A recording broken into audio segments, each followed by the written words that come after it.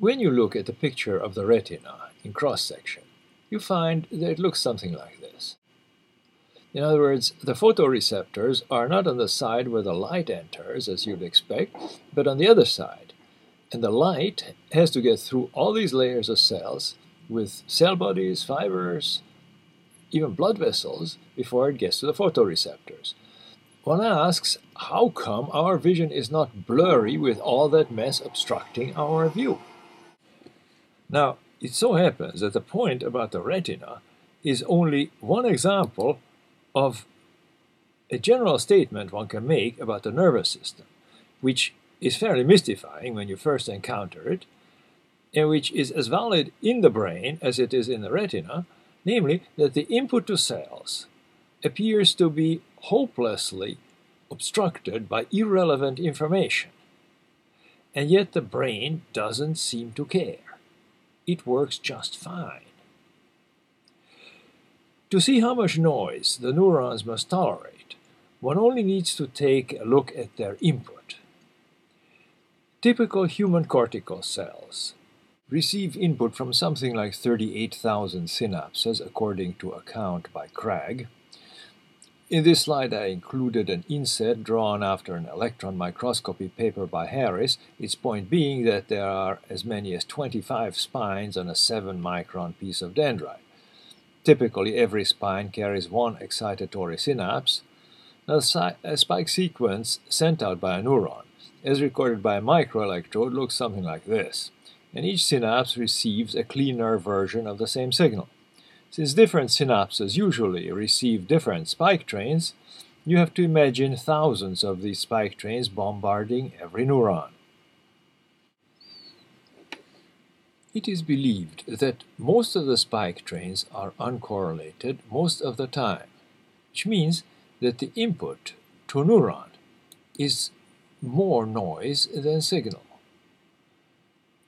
The signal-to-noise ratio in the neuronal input is minuscule, which is why it is so amazing that our vision is crystal clear, as is our hearing and our other sensations, as if neurons had some sort of a direct line to the outside world and had a way to ignore their noisy input.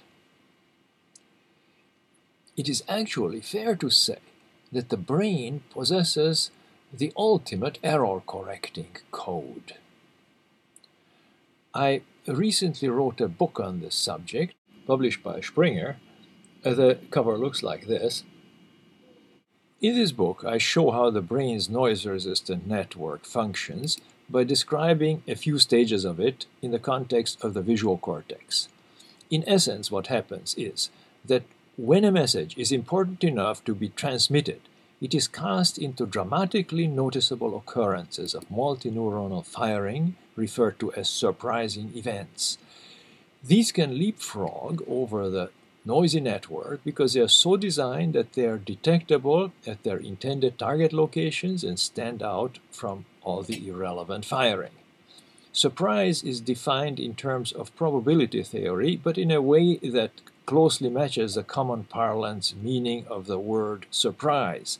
By and large, an event is surprising when it has such a low probability of occurring by accident as to permit the conclusion that it is not an accident.